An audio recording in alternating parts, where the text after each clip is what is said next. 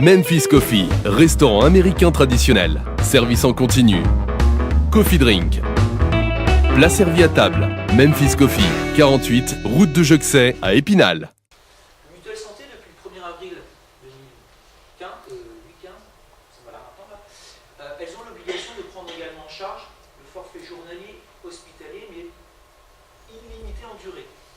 Certaines mutuelles, certaines compagnies qui s'arrêtaient sur le forfait journalier à 2 mois, 3 mois, maintenant tout le monde a l'obligation de le prendre de manière illimitée. C'est-à-dire que vous êtes 5 ans à l'hôpital, pas de chance, mais le forfait journalier, au moins, il prend en charge 5 ans. C'est déjà ça.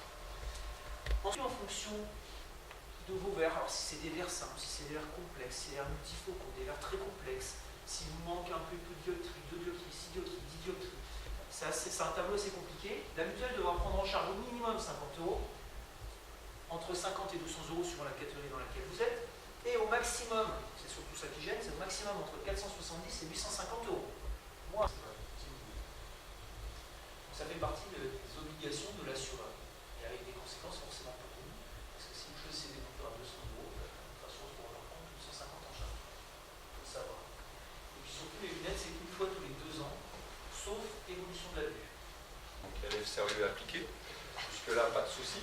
Bon, comme dirait l'instituteur, on peut mieux faire, puisque nous avons, malheureusement cette année, pas les playoffs. Mais je me souviens, il y a 3 ans en arrière, lorsque nous sommes arrivés en tant que dirigeants, la première année, nous avions fixé un objectif. Bon, on a reculé d'1 ou 2 places. On avait dit, oh, ce serait bien d'être 9e. On est arrivé 11e. Là, en début d'année, je peux vous le dire, parce que c'est passé, et puis nos amis de la presse ne sont pas là. Ah, je vois une caméra ici. Une caméra. Bien, on avait donné donc un objectif à la presse, mais aux joueurs, et bien sûr avec le coach, on donne toujours un autre objectif. On a donné comme objectif de finir 8e.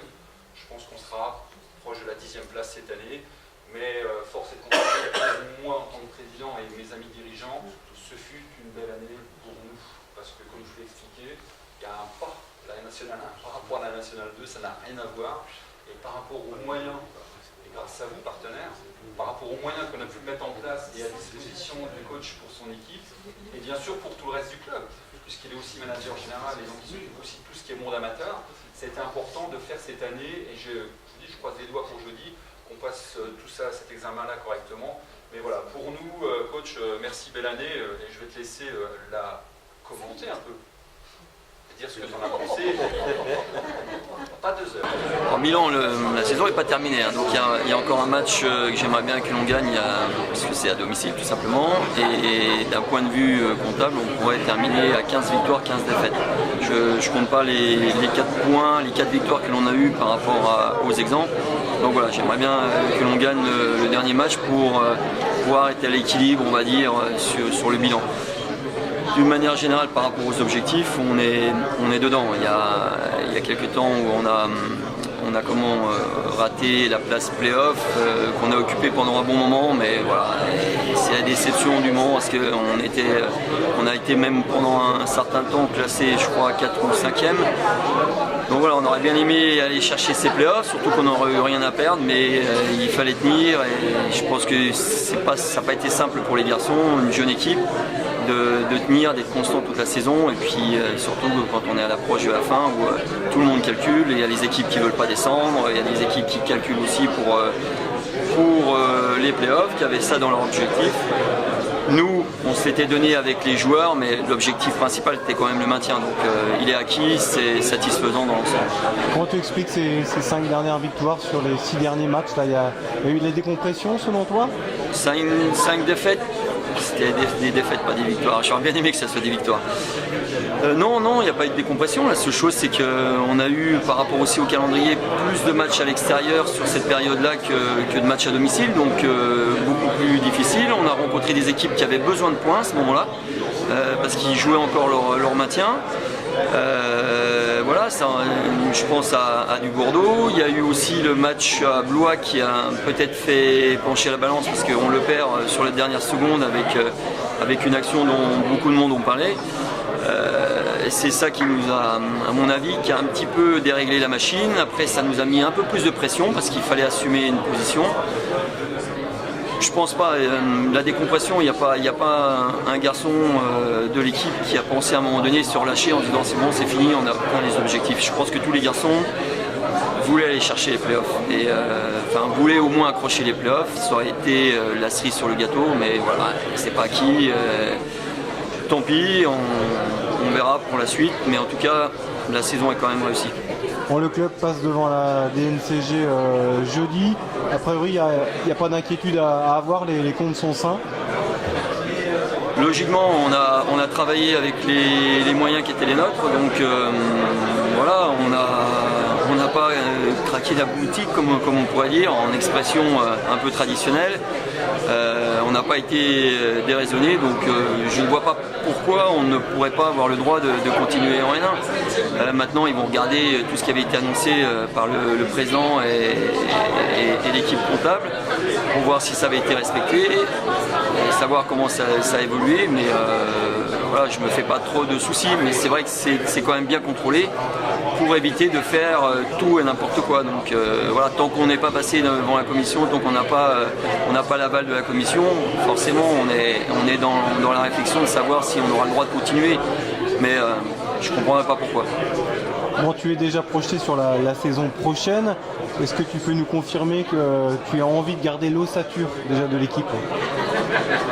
Garder l'ossature, je sais pas, c'est mon budget, c'est le marché qui fera ça. On a aussi une équipe à un moment donné par rapport au marché. Moi je suis parti sur des discussions avec les joueurs et leur agent par rapport à des projets sportifs. Donc à un moment donné, voilà, les joueurs ont pu s'exprimer. C'était un peu le deal que l'on avait entre nous. Maintenant, certains l'ont fait. Donc il y a certainement des joueurs qui ont peut-être pris de la valeur. Donc si on devait être sur le même budget de fonctionnement que cette année, en tout cas j'entends masse équipe, peut-être que des joueurs qui m'intéresseraient ne pourront pas être gardés parce que faute de moyens financiers tout simplement. J'ai une équipe à construire, donc je ne peux pas tourner avec 5 joueurs, ça c'est impossible.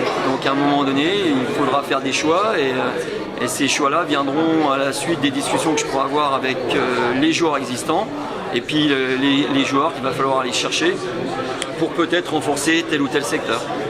Bon, seul Loïc Gigant est encore sous contrat. Quel secteur de jeu tu souhaites renforcer? Alors, Loïc Gigant est encore sous contrat, donc lui devrait être avec nous la saison prochaine. Maintenant, il peut aussi avoir lui des propositions d'autres clubs et puis avoir envie de découvrir autre chose. Donc voilà, c'est jamais fermé et c'est jamais acquis. Donc, mais logiquement, il devrait être avec nous.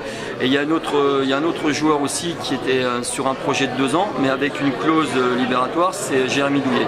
Tous les autres étaient sur un contrat d'1 an ou terminaient un contrat qu'ils avaient eu sur la saison précédente. Donc voilà, je vais travailler un peu sur tout le monde. Difficile à en dire beaucoup plus à l'heure actuelle parce que je dois faire le bilan aussi avec les garçons sur la saison. Et puis on doit discuter aussi de leur avenir. Donc on en saura un peu plus en tout cas sur les existants. Ceux qui ont participé à cette saison, on en saura plus d'ici peut-être un mois et demi. On a déjà des pistes, on sait que Johan Jacques est en fin de contrat et a un boulot très prenant. On sait que Zenan Kurtic a eu un faible temps de jeu.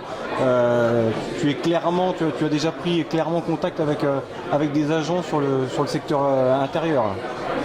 Il y a contact avec les agents sur tous les joueurs. Les agents, on arrive dans la période où on arrive vers la fin de saison, donc ils nous envoient leur liste, on discute avec des agents où on a peut-être un peu plus d'affinité aussi.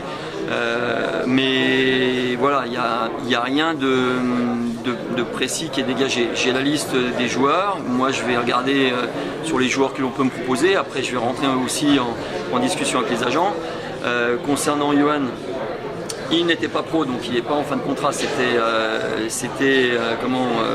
des indemnités en prime de manifestation, donc, parce qu'il avait aussi un travail à côté. Donc Johan, c'était un projet sur 2 ans. Et il faut savoir aussi qu'en N1, il va y avoir le statut du joueur qui va être mis en place, le statut du joueur professionnel. Donc ce genre d'éléments, on ne pourra plus en avoir. On ne pourra pas avoir quelqu'un qui travaille à côté, plus qui vient de faire du basket. On ne pourra pas avoir aussi quelqu'un qui sera par exemple au chômage avec des indemnités, etc. Donc voilà, c'est forcément une page qui va se tourner avec Johan. Pour Zenan, alors il y a eu le choix qui a été fait ces derniers temps, mais c'était aussi souvent un choix sportif parce que j'ai eu plus de blessés sur le secteur extérieur, donc c'est là où j'ai dû orienter mes choix vers des joueurs qui pouvaient jouer sur les deux postes, comme Nikola Stojikovic. Plus qu'un choix de dire il n'avait pas sa place, il ne pouvait pas jouer, etc. Maintenant, Zenan a besoin aussi d'évoluer, je pense, et peut-être de retrouver ce qu'il a connu par le passé, d'être peut-être un joueur plus de rotation qu'un joueur à grosse responsabilité, en tout cas sur les niveaux-là. Donc forcément, je pense que lui il va être amené à regarder aussi vers d'autres horizons, tout simplement. Quelles sont tes satisfactions sur les postes extérieurs? J'ai envie de dire tout le monde, parce que l'équipe comme elle a été construite, ils pouvaient tous m'apporter des qualités. On va parler de Babacar qui a même étoffé son apport et son jeu d'un point de vue offensif, mais qui a des grosses qualités défensives, des grosses qualités athlétiques. Loïc a montré qu'il pouvait intervenir sur des séquences plus que bien quand il n'avait pas encore découvert la N1 et que c'était sa première expérience. Zenan, que l'on a changé un peu de poste à sa demande, pas Zenan, pardon, Nemanja, je pense à Nemanja. Nemanja qui a changé de poste parce que l'année dernière il était plus utilisé sur du poste 1 en National 2, sur la National 1 on l'a décalé plus en poste 2. Je sais qu'il a focalisé aussi l'esprit des autres entraîneurs, donc ça donnait un point de fixation aussi sur lequel on pouvait se reposer. On a vu aussi que sur la fin de saison, avec son absence, sur certains matchs, il nous a forcément manqué. Après, il y a aussi Raphaël. On a vu aussi qu'il était capable de grosses séries de tirs. C'est quelqu'un de très adroit.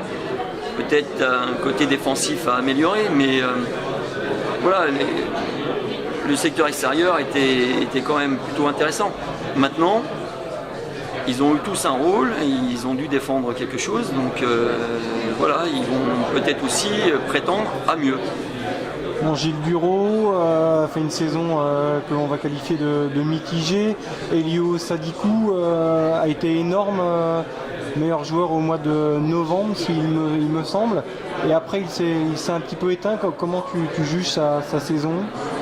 Même s'il est précieux au niveau défensif. Hein. Ils ont eu chacun leur période finalement, mais ces deux meneurs qui avaient joué la saison dernière et puis les saisons précédentes aussi en N1 avec du temps de jeu, et quand je les ai recrutés, je voulais avoir à chaque fois sur le terrain un meneur avec l'expérience justement de la N1. Et puis arriver à trouver un meneur, parce que ça arrive dans une saison, et c'est ça aussi des stades, des moyennes, où on peut avoir des coups de moins bien, comme on dit. Donc finalement, j'ai réussi à trouver souvent. Il y a eu une petite période où les deux étaient blessés, donc ils ont eu du mal à se resituer. Donc là, on a un petit peu souffert au niveau de la main. Mais finalement, quand à un moment donné, Gilles était moins bien, c'est Elio qui était plutôt à son aise. Et puis sur la fin de saison, quand Elio, gêné aussi par une blessure au pied, parce qu'on n'en a pas beaucoup parlé, il a continué à s'entraîner, il était gêné par un pied et à jouer.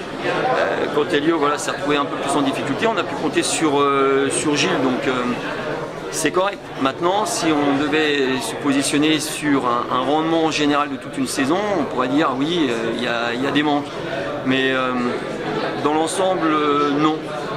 J'ai pas envie de dire que c'est mitigé, c'était pas terrible, etc. Je pense que les joueurs, à leur manière, ils ont aussi découvert un rôle, il ne faut pas l'oublier, parce que ce n'étaient pas forcément des joueurs habitués à tenir un groupe, à avoir autant de responsabilités. Donc ils l'ont aussi appréhendé, forcément. Et je pense que dans l'ensemble, ils s'en sont pas mal sortis. Bon, pour conclure, tu espères vraiment conserver Jérémy Douillet. Il a une date butoir, c'est ça, pour rendre sa réponse, pour renouveler son contrat ? Oui, alors bon, je vais discuter aussi avec Jérémy. Il y a le fait d'espérer, mais il y a aussi la réflexion globale, mais avec les autres joueurs aussi, pareil. J'ai parlé de projets sportifs, ils peuvent aussi être amenés, et quelque part on a un rôle quand on travaille avec une jeune équipe, on a un rôle un peu de formation.